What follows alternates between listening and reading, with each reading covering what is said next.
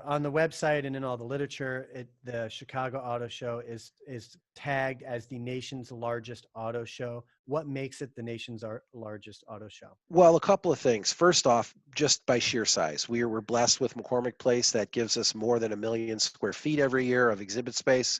No other show can match that.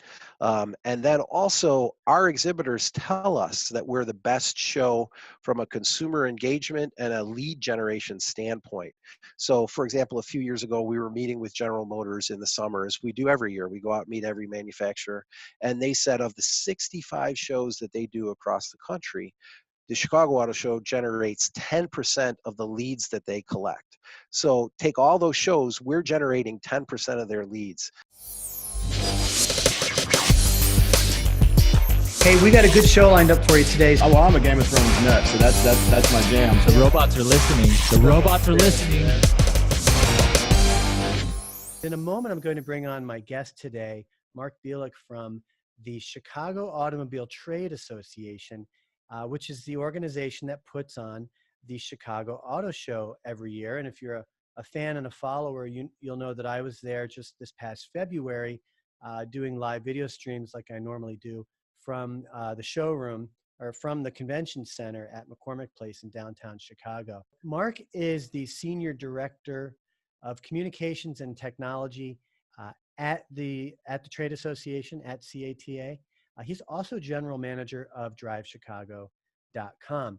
And in a recent conversation, a podcast I was listening to, what the show was talking about was how automakers are kind of shying away right now selectively from some of the auto shows and how that's impacting things. And what came out of that conversation this was the opinion of the analyst that was on. He was saying he thinks automakers are making mistakes because they're not looking at the data.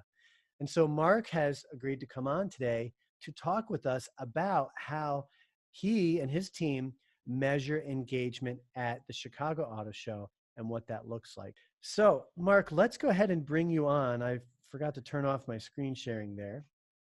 And hello there. Good to have you here. Hello. Good afternoon, and thank you for having me on. Thank you. Mark is not far from here. I'm in Naperville, Illinois, about an hour outside of Chicago. And Mark is in Oak Brook, or is it Oak Brook or Oak Brook Terrace? Oak Brook Terrace, same Oak Brook thing. Terrace. Okay. It's about a half hour from here. We thought about doing the show from the CATA headquarters, but this is a bit quicker for us to do. So yeah, let's get started. Right now, the New York Auto Show, International Auto Show, is going on. It started just a couple of days ago over the weekend. It runs through the 28th. But you just came back from there, from what I understand. Yeah, New York's a great show. It's in the news capital of America, so you can guess that there's a ton of introductions and new vehicle releases in New York, and this year was no different. It was, chock full of world intros. I think some of the keys, I'll just rip them off: Cadillac CT5, Hyundai Venue, Lincoln Corsair, Mercedes GLS, Subaru Outback, Toyota Highlander. I mean, that's a solid lineup of mainstream vehicles there that are going to be top sellers in many of their brands. So did anything stand out for you from an exhibitor standpoint? I really thought from the introduction standpoint, I thought the CT5 looks a lot better in the skin than it does in pictures in real life. The Corsair kind of disappointed me in the fact that I think it just looks like a warmed over MKC, but it's still very, very nice. Subaru Outback is a continuation of the Outback. I'm sure they'll sell everyone they can make. Highlander, same thing. But my real shock in that show was the Venue, the Hyundai Venue. It's smaller than the Kicks, or the Kona, I'm sorry, which is their smallest crossover. And it reminds me a lot of a Mini Cooper, four-door Cooper, in the size. That's how small it is, but it looks bigger. When you see pictures of it, it looks like a bigger car, but when you see it in person, it really seems small, but it's very roomy inside. It'll be interesting to see. I think it's going to be very, very price competitive. And then from an exhibit standpoint, I was just blown away by Subaru's new display. And we're hoping to see that in Chicago next year. Basically, they built a tree house up on big stilts that overlooks a giant video amphitheater, and it's 360-degree surround video screens. The floor is a LED video screen, and it's just the coolest thing, and it's all Wow. themed around national parks. Okay. So every couple of seconds they bring up a different national park with the video, so you feel like you're in Yellowstone National Park, and then you're in Statue of Liberty National Park, and then you're in another, and it's just the coolest thing to like experience this as it's going on. Just one way that a manufacturer can use their exhibit at an auto show to kind of immerse the attendee in their brand. That sounds pretty fascinating. Now, was that a mixture? Was it VR? Was there augmented reality, or No, is it? no augmented reality, no VR. But think about it. I mean, the floor, the entire floor, probably 30 feet by 30 feet circle, and Mhm. then all around that, except for the area where you walk in, is 25-foot high LED walls. Okay. So I mean, you get in there, and there's sounds, and you just feel like you're in the park. It's That's very cool. cool. Yeah. Yeah.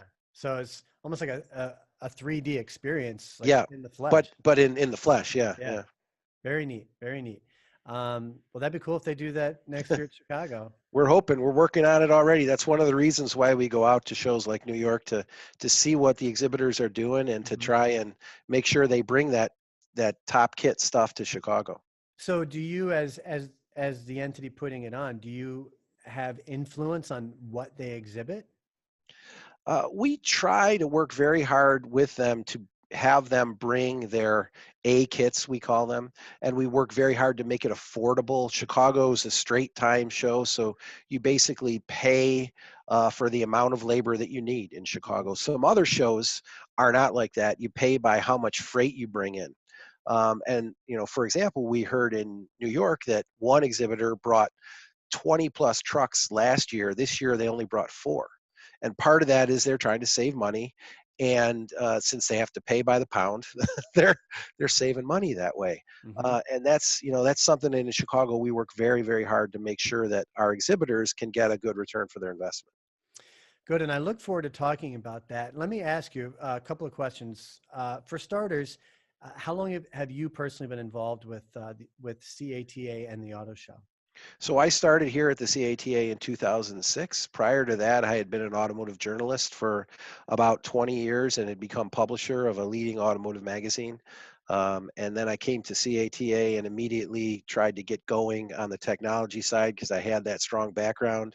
And then, kind of moved into this role a few years later, where I also managed the communications for the association and for the auto show. So it's been a while.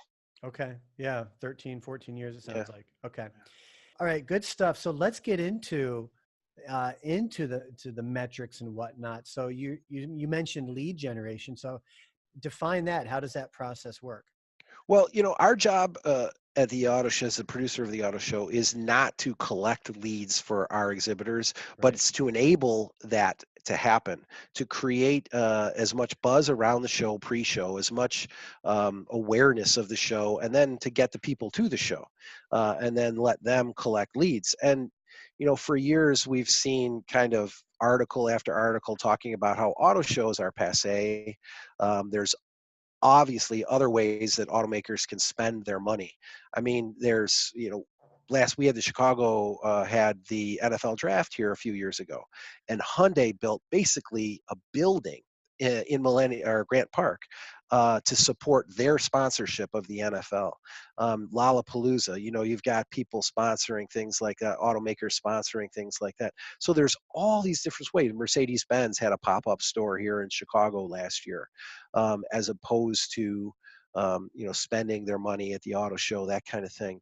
So automakers have tons of different ways, but the auto show is still the only place where somebody will pop down $10 to go and see cars. They actually pay to see the cars that are at the show. And that's always been something that's been kind of the guiding force for us, is that people come to the show not only for fun and entertainment, but to shop. And so what we're trying to do this year is really throw some weight behind that and get some metrics to share with our exhibitors to show that their investment is well worth it. And for years, we've used a company called Foresight Research out of Michigan. They basically poll every major auto show across the country, and they'll do exit surveys, and they'll talk to people that were at the show, and they'll measure things like awareness rate and the demographics of the attendee and how likely they are to interact. And that's great, but they're in the industry. And so we thought, why don't we, being the nation's consumer show, why don't we try and really quantify the results of what happens pre-show, during the show, and post-show? So we've done a couple of things this year that really help us understand what our attendees are doing, and then also their propensity to visit a dealer and buy a car. So the first thing that we did is we did an immediate post-show survey to our attendees, and we got about 3,000 responses. And to put that in perspective, Foresight was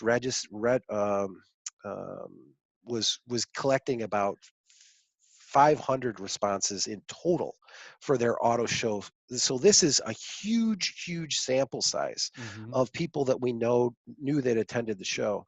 And it did back up the Foresight numbers, but we wanted to use our own data to make sure that those numbers were good numbers. 60% of the people that attend our show are in market and will buy a car within the next year. And that's basically straight off the survey results.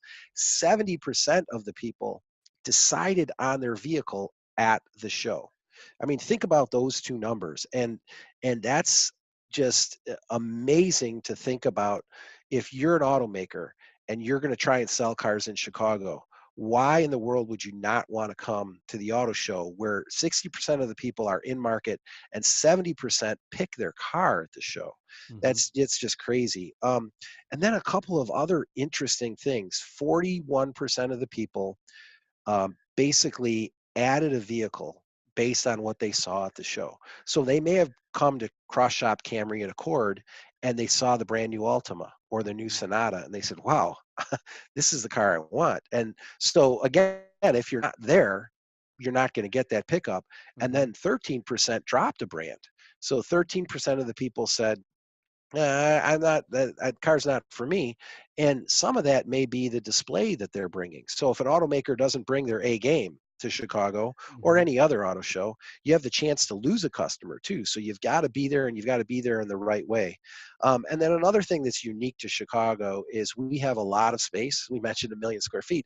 And so we had 4 indoor test tracks this year. 33% of the people drove in a car, either in an indoor test track or at one of our 6 outdoor test drives. So again, we're putting butts in seats. It's more than just looking at the car, kicking the tires, slamming the doors. So we've got that bit of data to share with the OEMs. So the second thing we did is a very unique technology thing, and this is right up your show's alley. We basically worked with a company, Cumulus Media, and we monitored everybody who we could, their cell phone at the auto show. So you've got a cell phone at the auto show, and if you just leave it in your pocket and never touch it, we don't necessarily know that you're there. But if you pick it up and you, like, let's say you do a search on Ford, or you go to CNN, or you go to Chicago Tribune, we're going to fire you an ad. And at that point, we can then see your device ID, and we only can see that. We can't see who you are or anything else. There's no privacy issues there. But we were able to register 130,000 devices at the show. So we had 130,000 phones that were at the show. And of that, which, sorry about that, we were able to match 30,000 of the, 30,000 of those devices to an actual profile. And again, that's not you as Ryan, it's a device that's registered to a person. And we knew how old that person was. We knew if they were married. We knew kind of where they lived based on zip code. Mm-hmm. We knew how many cars they had, what cars they were, how close they were on their leases if they were lease buyers, to all sorts of great information that we were able to know. And we were able to create this group of 30,000 people in the Chicago area that attended the show that we kind of knew who they were. And so we were able to then create a control group of 30,000 people that we knew that didn't come to the show, for example. So we were able to see, all right, what are the 30,000 at the show more likely to do than the 30,000 that didn't come? And it was amazing. In the first 30 days, we're still collecting data. This is just the first 30 days after the show, we found that 5,000 of that 30,000 visited a dealership. So basically, 1 in 6 people that attend the auto show are going to visit a dealership. That's a huge Now, number. if we multiplied that out by the number of people at our show, that's a huge amount of dealer visits. And not only that, but that visit rate is 42% higher than a non-attendee. So basically, you have a 50% chance, a 50% better chance of getting someone who visits your display to visit your dealership versus if they don't come to the auto show. So it was just amazing to see that. And again, that was just in the first 30 days. And then those people made 2.4 visits per person. So the average, Okay. right. And so if you think about this, most of the industry metrics say that a person shopping for a car will visit between 1.4 and 1.6 dealerships. Right. Meaning most people go, they do their research online or wherever, they go to the dealership and they buy. And then of that, maybe there's a few people that go to 2 and then even less people that go to 3. We had an average of 2.4, and those people spent almost 4 hours at the dealerships versus the average is well under an hour for the control group. So again, what this data told us is something we already knew, but we wanted to be able to prove it. We wanted to be able to go to Ford, to Chrysler, whoever, and say, here's the facts in black and white. People that come to the auto shows buy cars, or shop for cars, and buy cars. And then the third thing that we're doing, and we're really excited to get the data coming out in about a month or so, is a sales match. So we'll actually be able to see people that attended the show if they bought a car. And if they did, then we'll able to see what kind of cars they bought.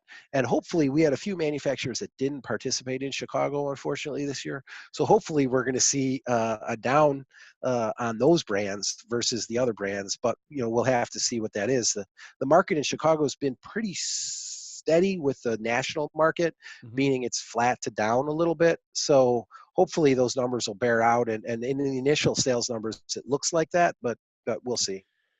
Mark, that's fascinating. I'm like writing frantically, even though I'm recording this and I could go back and get it all. I mean, it helps for me to just see the picture here of all this data. I'm fascinated by the phone identifying. You're identifying the devices, Right. and then you're saying if you got an ad in front of them because they brought up, say, a Facebook or a web browser, that would allow you to basically sync them up in big data with a profile, even knowing what zip code that they're coming from. So when you talk about lead generation, this is just behavioral data. So from a lead generation standpoint, the show is inadvertently generating leads. To your point, 1 in 6, you're able to say, visit a dealership. And those ones that do are visiting 2.4 dealerships on average, which far exceeds the industry norm. Yeah. Yes, exactly. And then spending 4 hours.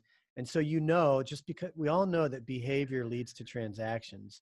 So, even with the sales match, you're going to see the result that you would expect. Yeah.